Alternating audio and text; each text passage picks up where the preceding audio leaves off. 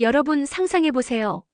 숨이 가빠오고 의사들은 다급하게 움직이며 간호사들이 환자 준비됐습니다. 를 외치고 있는 수술실 앞. 그 순간 여러분이라면 가장 먼저 누구를 떠올리실까요? 아마도 가족일 겁니다. 자식들, 딸, 아들 피를 나눈 사람들이 가장 먼저 달려와 줄 거라 믿으시겠죠. 하지만 제게는 그렇지 않았습니다.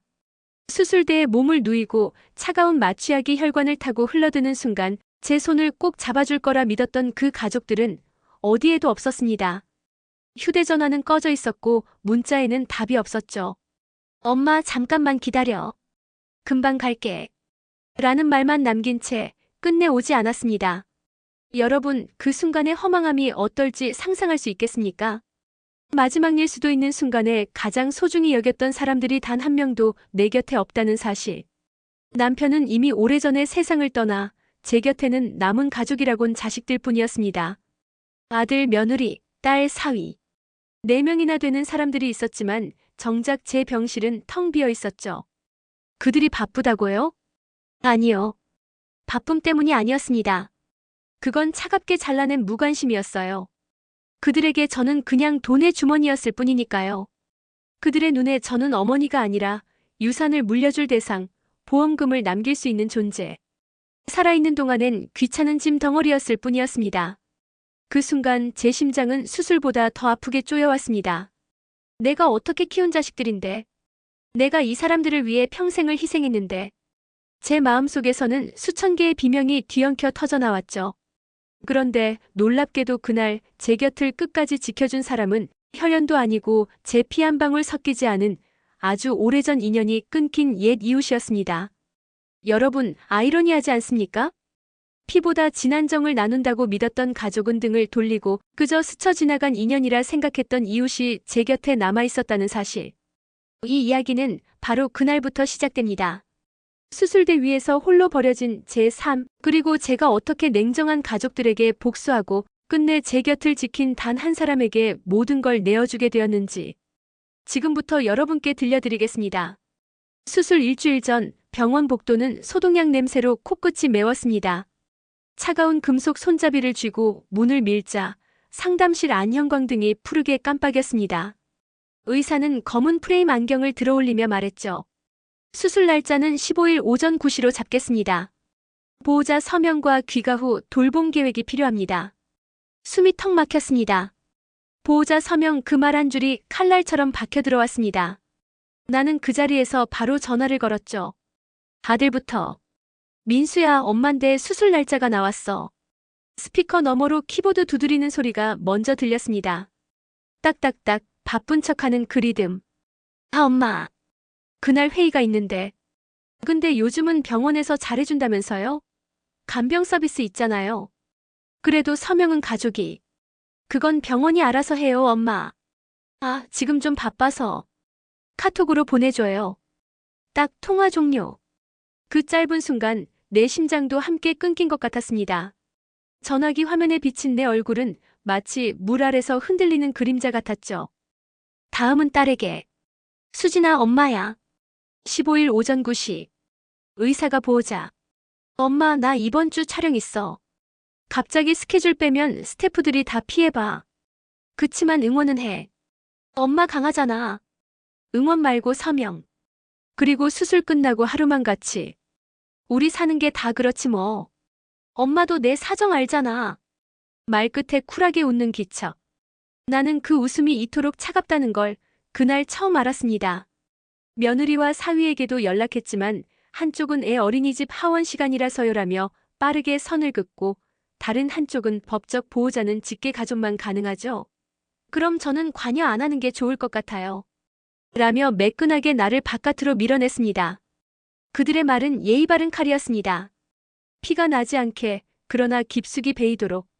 집에 돌아오는 길 가을바람이 낙엽을 끌고 다녔습니다. 바삭바삭 발밑에서 부서지는 소리가 제 마음 같은 거예요. 문을 열자 현관에 남편의 낡은 구두가 아직도 놓여 있었습니다. 그 구두는 언제나 내 편이었죠. 당신 혼자 울지 말고 말해. 그 사람의 목소리가 골목 끝바람에 실려오는 듯 했지만 집안은 너무 조용했습니다. 부엌으로 가 전기 주전자를 올리며 나는 과거로 잠깐 미끄러졌습니다. 아이들이 어릴 때 새벽마다 도시락 2개를 싸던 내 손.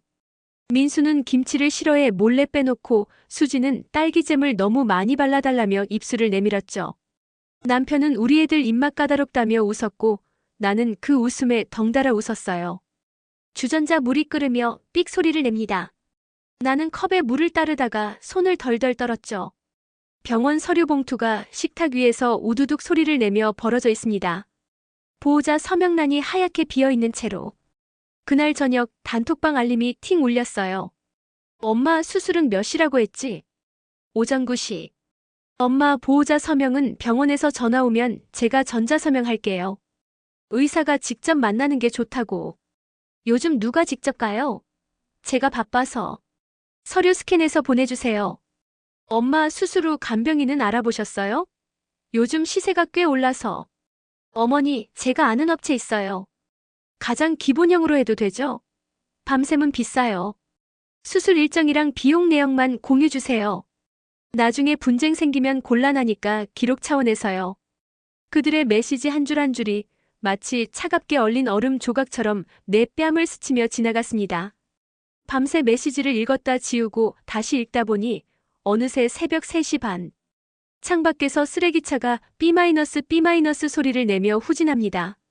그 기계적인 경고음이 내 심장 박동과 묘하게 박자를 맞췄습니다. 그리고 다음 날 아침 민수가 전화를 걸어왔습니다. 엄마 혹시 보험은 어떻게 돼요?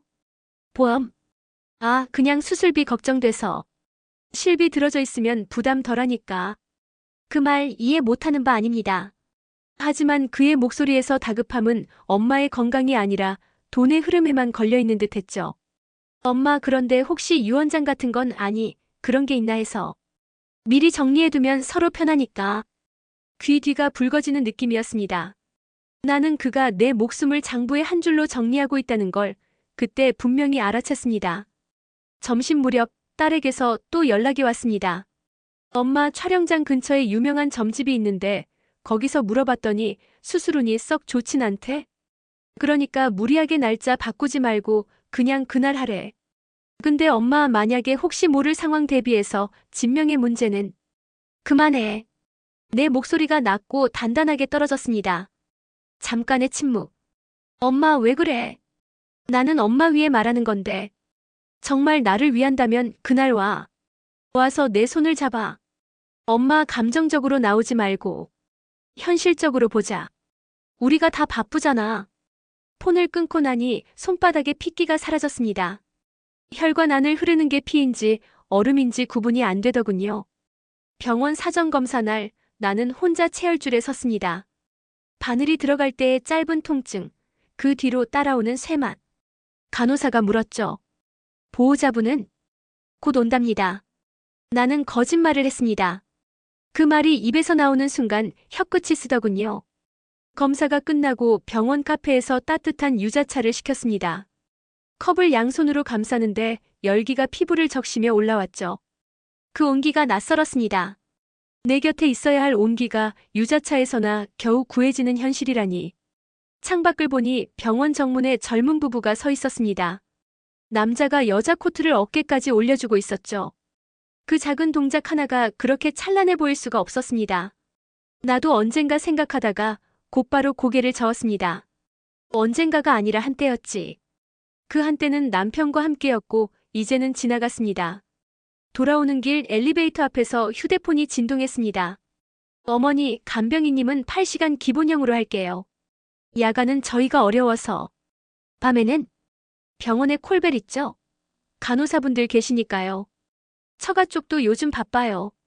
저도 곁에 있으면 좋겠는데 회사 일이 워낙. 그래도 혹시 모를 법적 문제는 대비해서 동의서, 녹음 다 해둘게요. 녹음. 법적 문제. 그 단어들이 툭툭 던져질 때마다 나는 내 삶이 사람들 사이의 관계가 아니라 문서들의 교차점으로 축소되는 기분이 들었습니다. 문 앞에서 키를 돌리는데 같은 층 복도 끝에서 누군가 서성이는 그림자가 보였습니다. 아주 잠깐 오래된 기억이 불쑥 떠올랐죠. 20해 전 옆집에 살던 미자 씨. 늘 장독대 앞에서 마당을 쓸며 내게 말했죠. 언니 따끈한 미역국 끓였어요.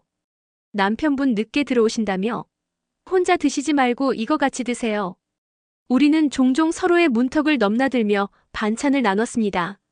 남편이 세상을 떠났을 때도 미자 씨가 맨 먼저 달려와 내 손을 잡고 함께 울어줬죠.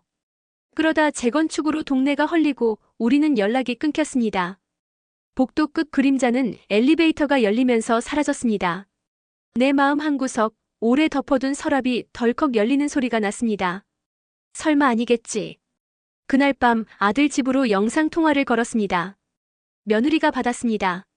화면 속 부엌은 반짝였고 인덕션 위에 수프가 보글보글 끓고 있었죠. 손자 녀석 웃음소리가 멀리서 들렸습니다. 어머니, 민수는 샤워 중이에요. 그래 혹시 내일 병원 설명해. 아, 저희 내일 애 축구 대회예요. 전반이랑 후반 사이에 이동도 많아서 병원은 어머니, 이해해주세요. 그녀는 웃으며 말했고 그 웃음 뒤로 문이 스르륵 닫히는 소리. 화면이 꺼지려 할 때 민수가 나타났습니다. 엄마 뭐 급해? 나 곧 미팅. 그냥 내 얼굴이나 보자고. 엄마 나중에요. 아, 그리고 집은 어떻게 할 거야? 엄마 혼자 사니 공실 처리 차원에서 임대. 민수야. 내가 그의 이름을 부르는 동안 그는 이미 다른 창을 보고 있는 눈빛이었습니다. 눈동자가 반짝이는 건 내가 아니라 화면 밖의 일정표 때문이었죠. 딸에게도 전화를 걸었습니다. 엄마, 나 지금 세트장. 배경음 너무 커서 통화 힘들어. 그럼 문자로 수술 끝나고 하루만. 엄마, 나 촬영이 중단되면 손실이 커. 엄마도 알잖아. 근데 걱정 마. 결과 잘 나오면 내가 맛있는 거 사줄게. 결과. 그녀에게 내 삶은 결과라는 단어로 요약되었습니다. 발음 사이사이로 냉기가 새어나왔죠. 그날 새벽 불면의 시간을 헤매다 앨범을 꺼냈습니다. 잔털이 하얗게 보이는 오래된 사진 속에서 아들, 딸은 내 무릎에 앉아 케이크 촛불을 불고 있었죠. 촛불 위로 뿜어져 나오는 뜨거운 숨결이 사진 속에서도 느껴지는 듯 했습니다. 엄마, 소원 빌어. 그때 나는 소원을 빌지 않았습니다. 이미 모든 소원이 내 앞에 앉아 있었으니까.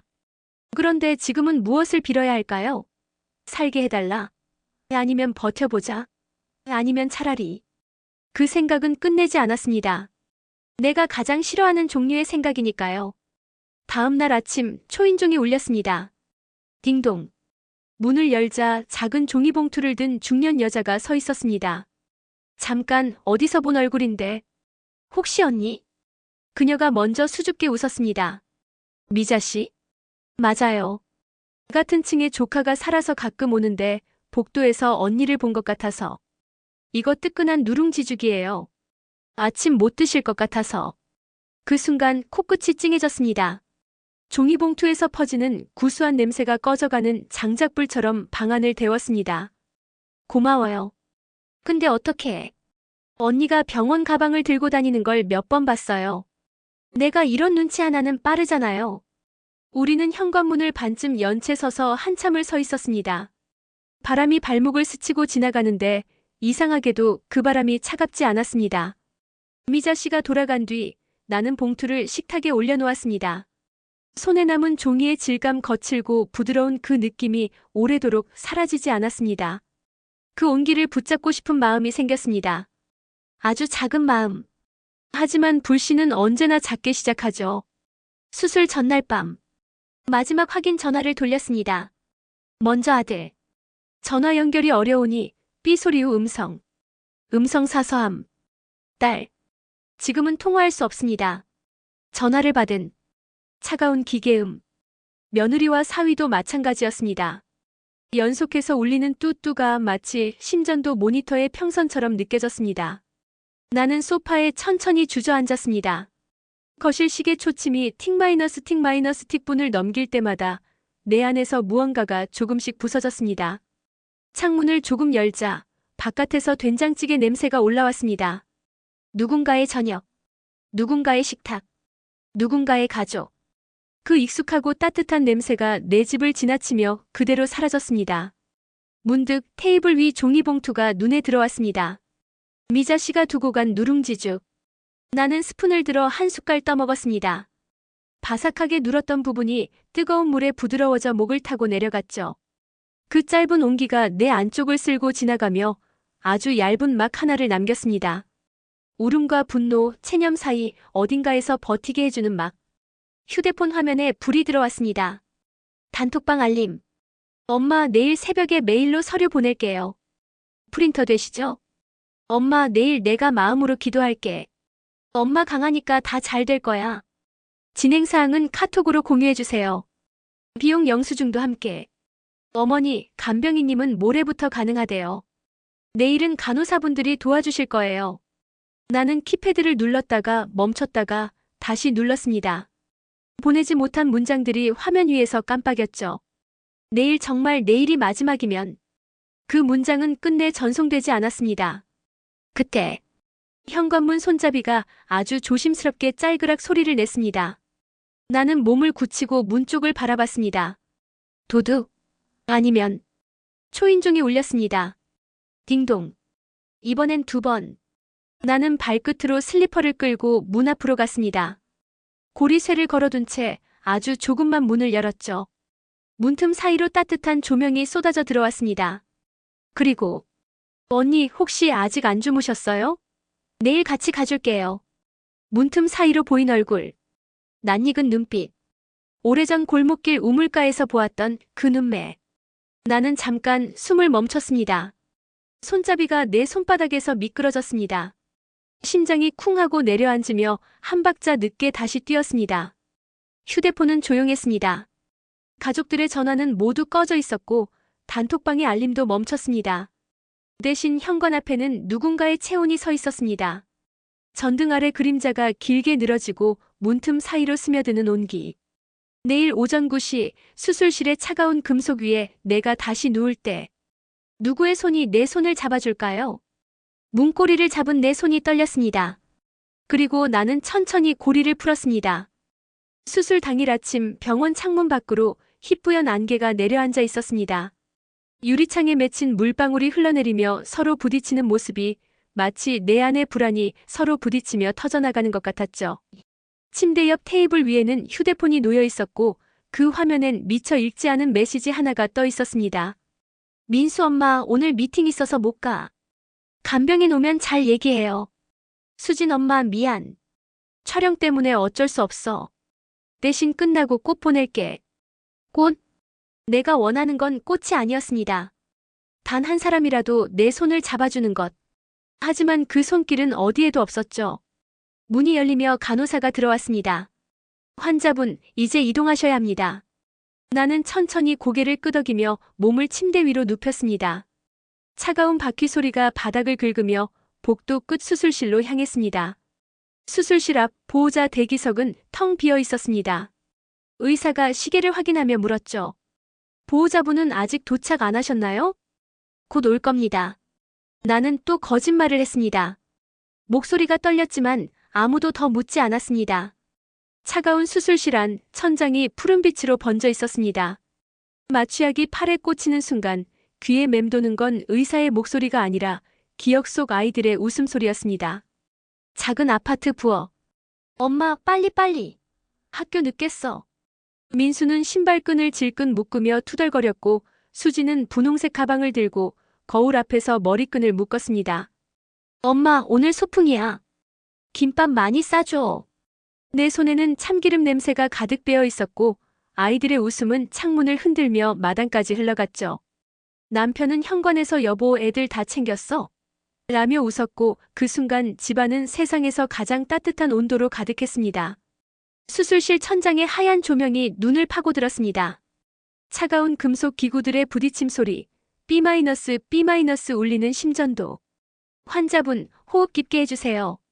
나는 눈을 감으며 속으로 중얼렀습니다. 민수야, 수진아 단 한 번만이라도 와줄 수 없니? 하지만 대답은 없었습니다.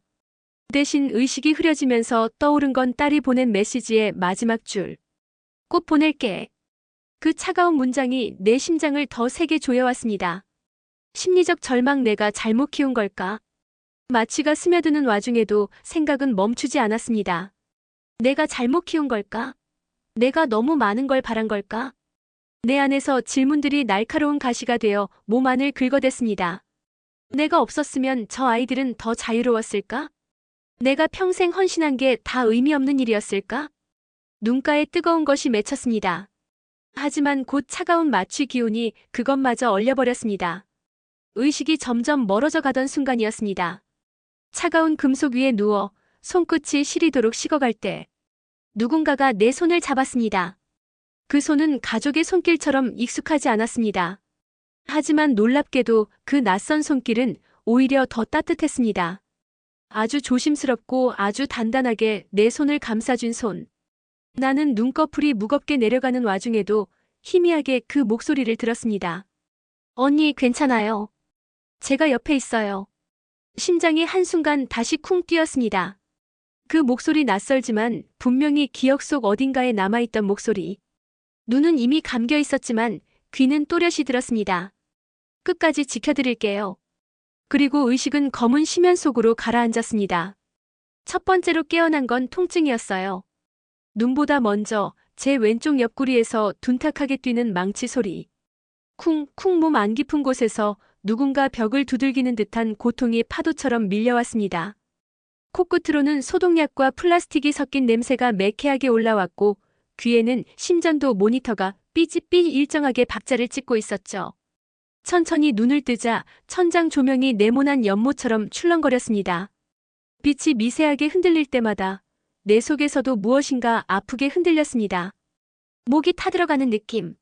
입안을 굴리자 혀는 모래처럼 거칠었고 말로 꺼내면 조각나버릴 것 같은 건조한 고요한 방안을 채우고 있었어요.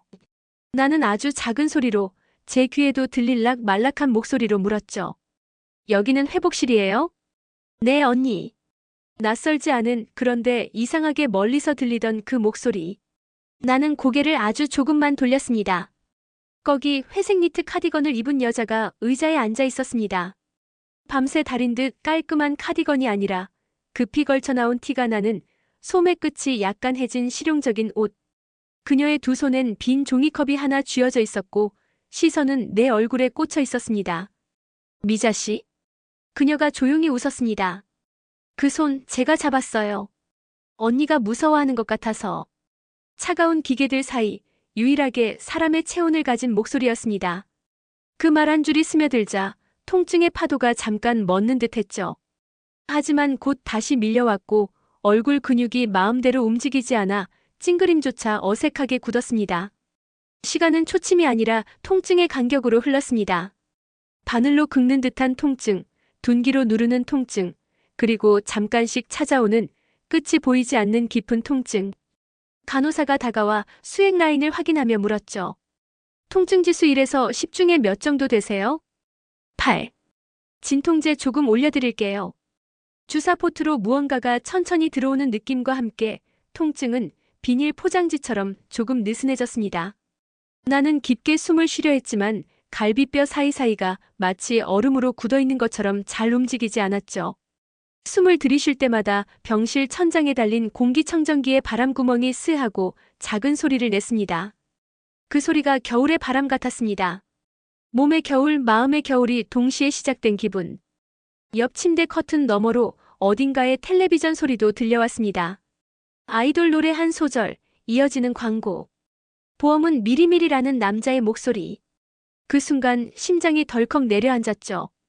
보험이라는 단어가 내 안쪽 어디를 정확히 찔렀습니다. 민수의 목소리가 겹쳐 들렸거든요. 엄마, 보험은 어떻게 돼요? 그 물음 하나로 내 삶이 가격표를 얻어버린 것 같은 그 서늘한 느낌. 언니, 물 좀 드실래요? 미자 씨가 빨대가 꽂힌 컵을 내 입가로 가져왔습니다.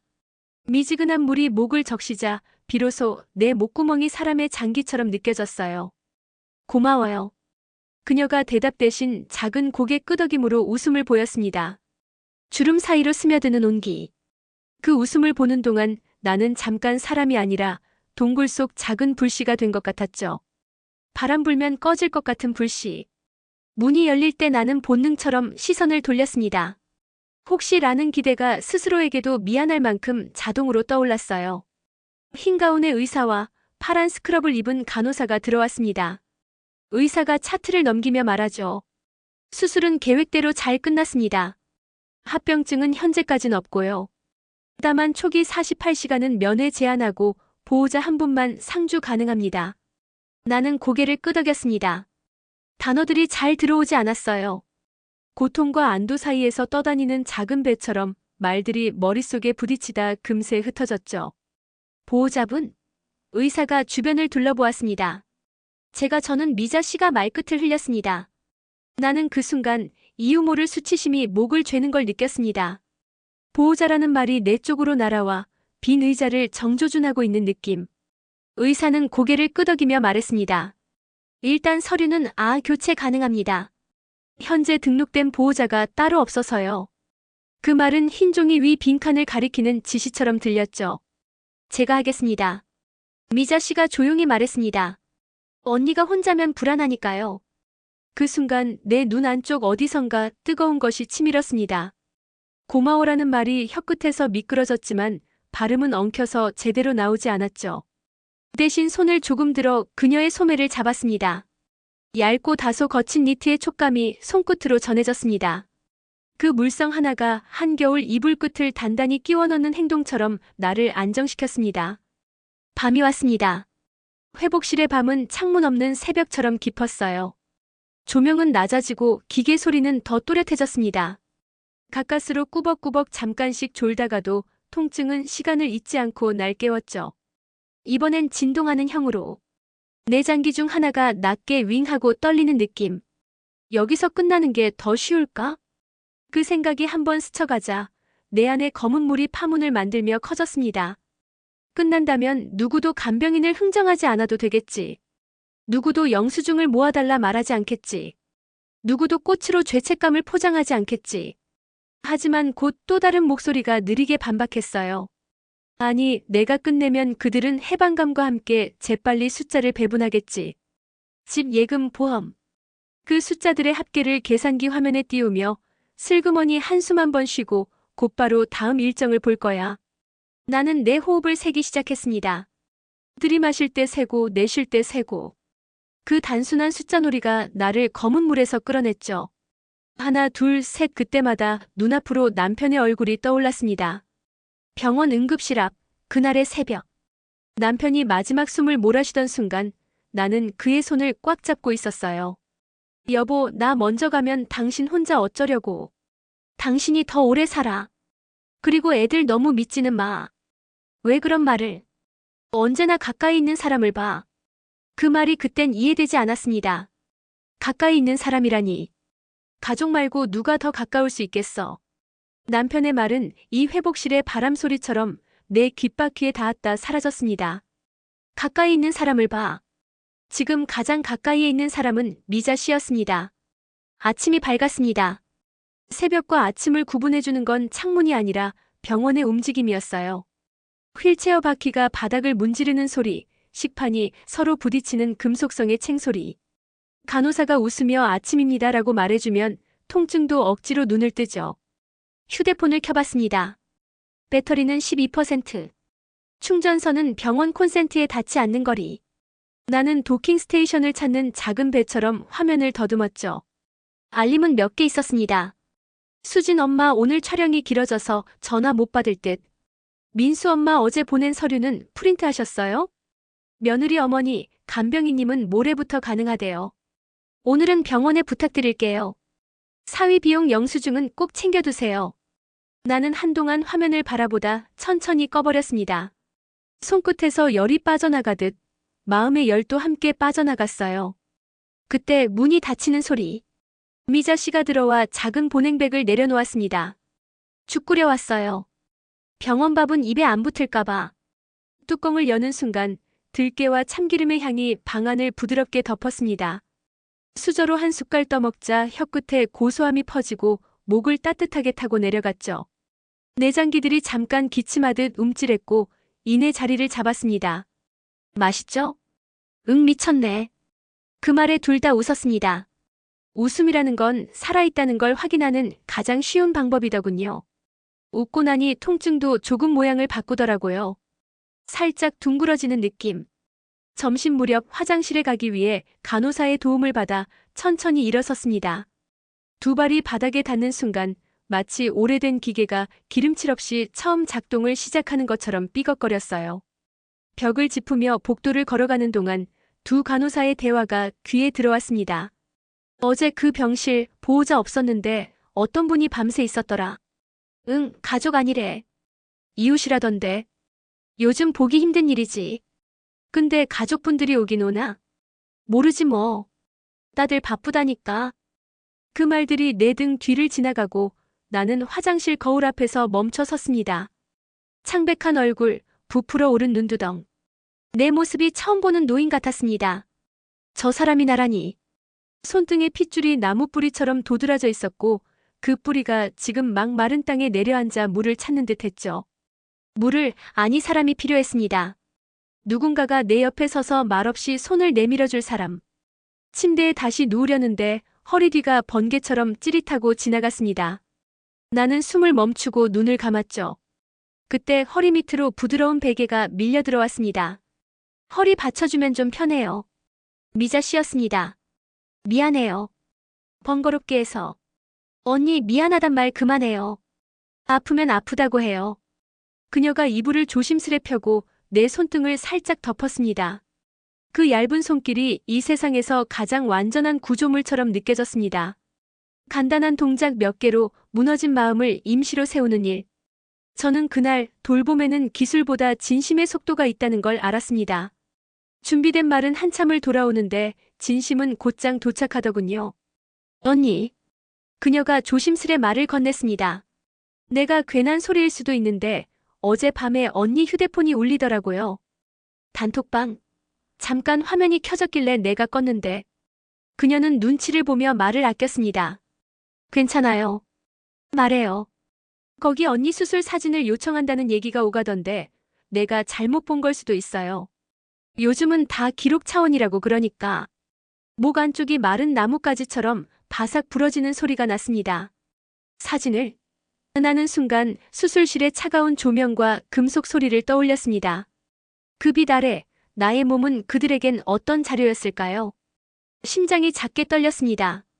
분노인지 슬픔인지 모를 감정이 혈관을 거꾸로 올라왔죠. 미안해요, 언니. 내가 잘못 본 걸 거예요. 아니에요. 고마워요. 알려줘서. 둘째 날 밤은 첫째 날보다 길었습니다. 진통제의 곡선이 내려갈 때마다 통증은 뒤틀린 동물처럼 이빨을 드러냈어요.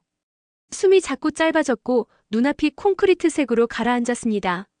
그럴 때면 나는 마음속으로 숫자를 세지 못했습니다. 대신 남편의 목소리를 다시 불러냈죠. 가까이 있는 사람을 봐. 그 말에 기대어 고개를 돌리면 의자에 기대 꾸벅꾸벅 졸고 있는 미자 씨가 보였습니다. 목이 꺾이지 않게 스카프를 둥글게 말아베고 두 손은 무릎 위에서 가지런했습니다. 그녀의 숨소리가 아주 규칙적으로 오르내렸습니다. 그 리듬에 맞춰 내 호흡도 길어졌어요. 마치 작은 배가 큰 배의 물살에 기대어 방향을 잡는 것처럼. 잠시 후 그녀가 눈을 떴습니다. 깼어요? 물 드실래요? 미자 씨. 나는 목소리를 가다듬었습니다. 왜 나를 이렇게 챙겨요? 그녀가 잠시 창밖 없는 창을 바라보다가 천천히 말했죠. 언니가 예전에 그랬잖아요. 내 남편이 술 끊으면 당신 찹쌀떡 해주겠다고. 그 말에 우리 남자가 진짜로 술을 좀 줄였어요. 그때 언니 덕분에 우리가 한 고비 넘겼어요. 나는 그런 약속 잊은 적 없어요. 그때 장독대 앞에서 서로 나누던 말들이 골목길을 타고 내 귀에 돌아왔습니다. 감자전을 부치던 프라이팬의 칠소리, 장마 속 쏟아지던 빗줄기, 빨랫줄에 걸린 흰 와이셔츠. 소리와 냄새와 색이 함께 돌아왔죠. 기억은 오래되면 색이 바래는 줄 알았는데 어떤 기억은 더 선명해지는군요. 다음 날 아침 담당이가 다시 들어와 회복 경과를 설명했습니다. 혈압, 체온, 배행량, 수치들. 하나하나가 숫자였지만 그 숫자 사이로 내 삶이 실처럼 꿰어지는 느낌이 들었습니다. 의사가 말끝을 정리하자 복도 쪽에서 웅성거림이 들렸습니다. 미묘하게 높낮이가 있는 목소리, 분명히 누군가 다툼을 하고 있었죠. 문틈으로 간호사 둘의 대화가 흘러들었습니다. 그 보호자분들 또 전화했대. 뭐래? 수술 기록이랑 퇴원 계획서 미리 팩스로 달라고. 비용 추정도. 요즘 다 그러지 뭐. 근데 말투가 좀. 나는 천천히 숨을 들이마셨습니다. 폐가 따끔거렸고 그 따끔함이 곧바로 눈으로 번졌죠. 그들이 미리미리 챙기는 건 내 회복이 아니라 정산이라는 사실이 단어의 표정을 바꿔놓았습니다. 회복은 동그랗고 정산은 네모난 법을 가지는군요. 동그란 건 품고 네모난 건 끼워 맞추죠. 미자 씨가 고개를 숙인 채 휴대폰을 만지작거렸습니다. 망설임, 주저, 조심 그 손동작대. 그러다 결심한 듯 화면을 뒤집어 제게 보여줬습니다. 언니 이거 말해야 할지 말아야 할지 몰랐는데. 화면에는 가족 단톡방에 캡처가 있었습니다. 시간표처럼 깔끔한 대화줄들. 민수 엄마 수술 경과 나오면 공유. 간병은 최소 옵션. 수진 퇴원 날짜 확정되면 촬영 공백 조정함. 집 정리는 그 다음. 며느리 보험금 청구 서류는 내가 맡을게요. 영수증 진단서 필수. 사위 사진 기록은 가능하면 수집. 나중에 법적 문제 대비. 대화는 정중했고 욕설도 없었지만 이상하게도 그 정중함이 더 잔인했습니다. 감정이 빠져나간 자리에 남는 건 계산뿐이니까요. 나는 스스로를 부드럽게 부여잡았습니다. 흔들리지 마. 아직은. 심장이 너무 빨리 달리면 분노는 판단을 탑니다. 나는 아직 달려야 할 길이 있다는 걸 어렴풋이 느꼈어요. 끝을 향해가 아니라 시작을 향해. 가까이 있는 사람을 봐 그 말이 다시 떠올랐습니다. 오후가 기울 무렵 병실은 주황빛으로 물든 듯했죠. 실제로는 형광등 아래였지만 내 시야 속에서 그 빛은 석양처럼 따뜻했습니다. 그때 미자 씨가 의자 밑에서 오래된 크림색 봉투 하나를 꺼내 제게 내밀었습니다. 조금 눌린 모서리, 테이프가 한 번 더 덧대어진 흔적. 언니 이걸 오늘 줄까 말까 망설였어요. 내가 괜한 일을 벌이는 건 아닌가 해서. 이게 뭐예요? 그녀가 낮게 숨을 고르고 말을 이었습니다. 몇 달 전부터 언니 집에 들락거리던 사람들이 있었어요. 재건축 때 인연으로 알게 된 공인중개사, 그리고 낯익은 젊은 남자 하나. 언니 아들 같았어요. 그들이 주고받던 서류 사본이에요. 우편함에서 우연히 아니, 사실은 내가 일부러 챙겨뒀어요. 그때는 언니에게 어떻게 말해야 할지 몰라서. 심장이 쿵 하고 크게 울렸습니다. 봉투를 잡는 내 손끝이 차가워졌죠. 여기엔 진명의 이전 계획이랑 대출 담보 설정 문서 사본, 그리고 그녀가 한 박자 멈추고 제 눈을 똑바로 보았습니다. 보험 설계한 사람이 누군지 증빙도 있어요. 병실 공기가 순간적으로 무거워졌습니다. 심전도기의 삐 소리가 더 크게 들렸어요. 내가 내쉬는 숨이 공기 중에 걸려 넘어졌죠. 미자 씨의 손가락이 봉투 모서리를 2번 아주 조심스럽게 두드렸습니다. 언니. 그녀가 낮고 단단하게 말했습니다. 이걸 지금 열면 언니 인생의 다음 장이 완전히 달라질 거예요. 내 시야의 가장자리에서 빛이 천천히 흔들렸습니다. 통증의 파도, 분노의 바람, 배신의 얼음. 그 모든 날씨가 동시에 몰려오는데도 내 손은 놀랍도록 침착하게 봉투로 가고 있었어요. 봉투 입구에 테이프를 잡아당기는 소리 사각. 그리고 봉투가 열리는 순간 문이 찰컥하고 열렸습니다. 누군가가 병실 문턱에 서 있었습니다. 익숙한 실루엣. 너무도 잘 아는 어깨선. 휴대폰 카메라 렌즈가 조용히 반짝였죠. 나는 숨을 멈췄습니다. 그리고 화면과 눈이 서로를 정면으로 마주쳤습니다. 병실 문턱에 선 사람은 내 아들이었습니다. 민수. 그의 손에는 휴대폰이 들려 있었고 화면에는 카메라 앱이 켜져 있었습니다. 렌즈는 내 쪽을 향해 번쩍거렸습니다. 순간 내 심장은 땅속으로 곤두박질 쳤습니다. 엄마, 그냥 편히 쉬어. 이런 건 기록 차원이에요. 그는 어색하지도 않은 미소를 지으며 말을 내뱉었습니다. 기록 차원. 내 몸이 기록이라니. 내 고통이 기록이라니. 내가 뭐라고 대꾸하기도 전에 미자 씨가 의자에서 벌떡 일어나 그의 손을 막았습니다. 민수 씨, 지금 뭐 하시는 거예요? 아, 이모님 그냥 혹시 몰라서. 요즘 다들 이렇게 하거든요. 나중에 병원에서 문제 생기면. 그건 가족이 아니라 병원이 해결할 문제예요. 미자 씨의 목소리는 흔들리지 않았습니다. 민수는 잠시 말을 잇지 못했고 곧 억지 웃음을 흘렸습니다. 엄마도 알잖아요. 제가 이런 거 꼼꼼한 성격인 거. 내 안에서 부드러운 무언가가 딱 하고 부러지는 소리가 났습니다. 민수가 나가자 병실은 다시 조용해졌습니다. 나는 손에 들린 봉투를 내려다봤습니다. 종이의 질감이 바스락거리며 손끝을 자극했습니다. 테이프를 뜯자 안에서 여러 장의 서류와 USB 하나가 나왔습니다. 첫 번째는 진명의 변경 계약서 초안. 서류 상단에는 선명하게 명의자 김민수라는 이름이 적혀 있었습니다. 발신처는 지역의 항공인중개사 사무소.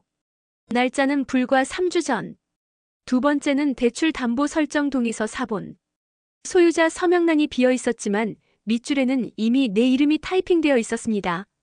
세 번째는 보험금 수령인 지정서. 나는 손이 덜덜 떨렸습니다. 수령일란에는 딸 수진의 이름이 굵은 글씨로 적혀 있었습니다. 발급 날짜는 내 수술 일주일 전. 이게 다 뭐예요? 내 목소리는 갈라졌습니다. 미자 씨가 조심스럽게 대답했죠. 언니, 나도 믿고 싶지 않았어요. 그런데 이건 우연이 아니에요. 이미 오래전부터 준비된 일이에요. 나는 숨이 막혀 베개 위에 고개를 젖혔습니다. 천장이 천천히 돌아가는 것 같았습니다. USB를 열어보니 녹음 파일이 하나 있었습니다. 미자 씨가 이어폰을 꽂아 제 귀에 들려주었습니다. 녹음 시작. 민수 엄마 이번에 수술 위험하다잖아. 솔직히 이번이 기회일 수도 있어. 수진 오빠 말 조심해. 그래도 맞아. 그럴 가능성 있지. 며느리 저는 재산 정리만 깔끔했으면 좋겠어요. 간병비 이런 거 최소화하고. 사위 내가 법적으로 문제 없게끔만 정리할게. 사진이랑 기록만 잘 남겨둬요. 그게 제일 안전해. 녹음 종료. 내 귀가 얼어붙었습니다. 손끝이 차갑게 젖어드는 느낌. 이번이 기회일 수도 있어.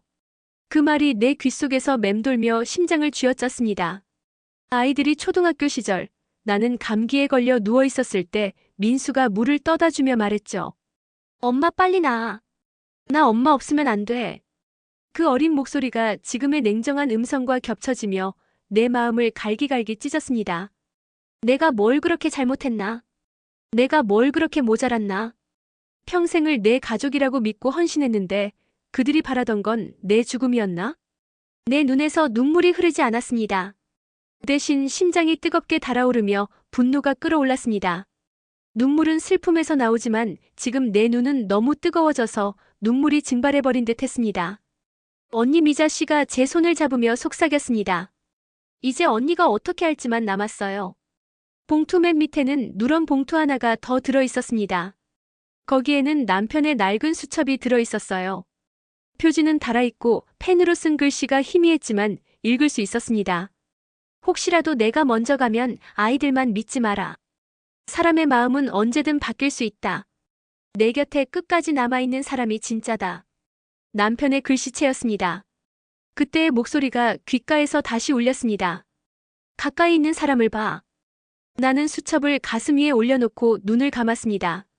심장이 그 위를 천천히 두드렸습니다. 마치 남편이 지금 내 안에서 대답해주는 것 같았습니다. 그 순간 병실 안공기가 바뀌었습니다. 차가운 절망만 가득했던 내 마음 한가운데 아주 작지만 분명한 불씨가 붙었습니다. 그래.